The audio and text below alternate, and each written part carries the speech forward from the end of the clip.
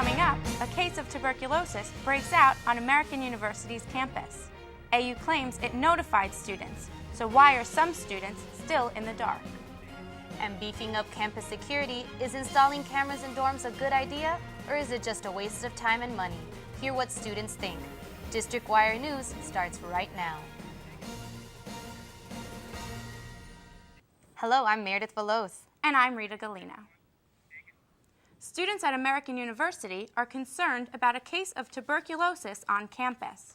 American Student Health Center is reassuring students that they are taking measures to prevent further spreading of the disease. Nigel Franklin reports. In an email about how tuberculosis is spread, American Student Health Center informed residential students Saturday evening that the D.C. Department of Health found a case of TB on the university's campus. While the Department of Health notified American of its findings last Friday, the university was cautious about releasing the information, sending out an email a day later and only to students living on campus. On the weekend, I can be here sometimes I spend the night in my friends' dorms, and there are some weekends where I'm never on campus. It really just depends. So it's really difficult for, the Department of Health to make that decision on whether off-campus students should be notified or not. I think that being a part-time faculty, that they do have the best interests in mind for the students. So I think that to report on something that maybe they didn't even have all the facts on yet would have been just too soon, and it would have kind of created unnecessary maybe drama or unease in the student campus life. While the D.C. Department of Health does not require local students to get TB tests, American University strongly encourages it. Nigel Franklin, District Wire News. If you live in dormitories at American University, you're going to want to hear this story. AU's housing department is thinking about putting security cameras in the lobbies of every dorm. Howie Perlman has more. Housing and Dining Program says the cameras would help the university keep track of people entering the dorms without an ID card. Students currently need to swipe their ID cards to enter the dorms, and they can bring people without IDs into the dorms by telling the desk receptionist that they are their guest. The housing department says the cameras would face the doors at the front of the building. Some students feel the cameras are not needed. Having AU spend more money on cameras in the dorms, I don't really think it's necessary. I think being in Northwest DC, we're in a pretty safe spot. Public safety does a pretty good job. Our security seems to be fine. I know if you don't have your ID card, you're probably not getting in, and I think adding security cameras is more of a waste than anything else. The housing department says it does not want to put cameras in areas of the dorms that may invade students' privacy, such as in hallways and elevators. At least one student likes the idea of having security cameras in the dorms. We've had a lot of sort of vandalism going on our floor, and it's just sort of a pain in the butt to have people, destroy something. Like we had a lot of exit signs pulled out, and then having the whole floor pay for it. So I think it'd be a good idea to know who's responsible for it and, make those people pay instead of the whole floor.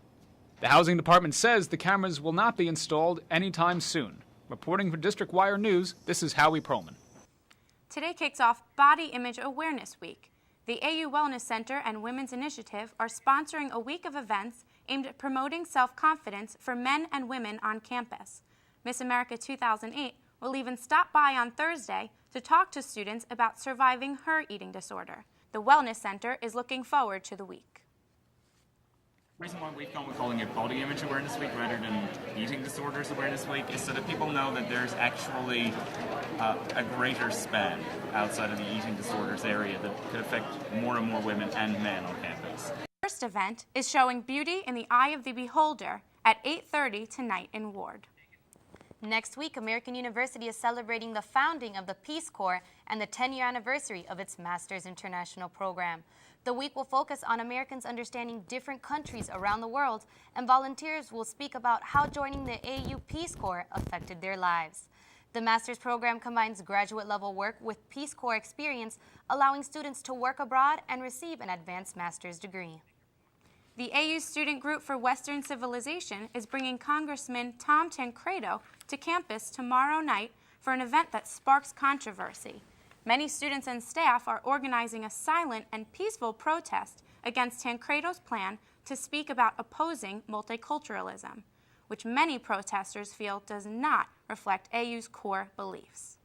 Tom Tancredo is a symptom, and the existence of the group is a symptom of a larger problem on campus, and that is not paying enough attention to, minority communities that do exist, and the fact that we're not educating people enough to say this isn't what all immigrants are, this isn't what minorities are, that we should be inclusive instead of exclusive.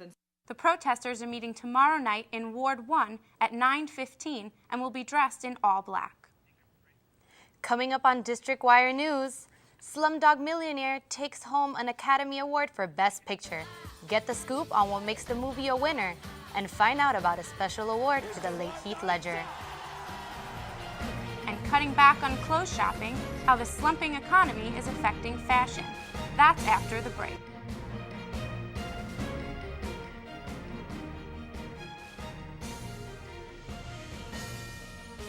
President Obama is warning the nation's governors not to play politics with the stimulus package.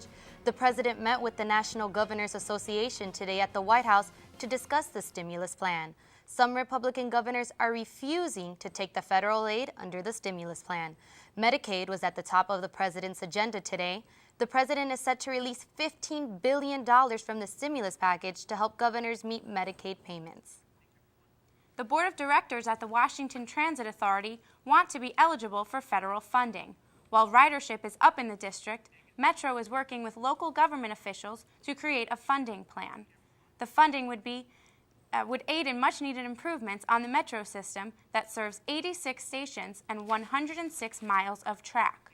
The fashion industry is also in need of an economic boost. Major retail stores are planning to cut thousands of jobs this year. Sales are down 2% this January. This is the fourth consecutive month of slumping clothing sales.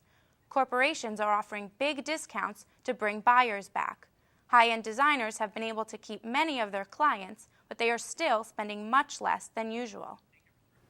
Slumdog Millionaire is the biggest winner at the Oscars this year. Its British director and Indian story make it stand out from the rest of Hollywood movies. Chong Woo has more. Best editing, best sound mixing, best director, best picture, and best song for Jai Ho, which is the song at the end of the movie, and 3 others. I think it won 8. The story was about how a man in India went on Who Wants to Be a Millionaire, kind of like the American version of Who Wants to Be a Millionaire, and he ended up getting really, really close to winning $1 million. You get to learn why he chose this answer for this question, and it has so much to do with his past and his family and his history and wars and stuff and the religious conflicts in India. So I thought that was really creative. Hollywood movies are pretty much homogeneous, where that same storyline, and that's why we're so wowed by something different. And so now I'm hoping at least Hollywood would try to do something a little different and follow in the vein of a Slumdog Millionaire. While our worldwide problems with the economy continue to give people deep and real problems, we're looking outside for hope. We're looking for something special, and we found it. It's a romantic movie with a happy ending, and it won everything. As far as other winners, the late Heath Ledger became the second performer to win an Oscar posthumously. He won Best Supporting Actor for his role in The Dark Knight. Did you watch the Oscars last night? Of course I did. Did you see Kate Winslet's dress? Oh, I love her. I'm so happy that she won. I am too. She won Best Actress, right? Yep. Oh, she did. She whistled for her dad to hear. Aw, that's so sweet. It was great. That's all we have for today. And I'm Meredith Veloz. I'm Rita Galina. Thanks for watching District Wire News.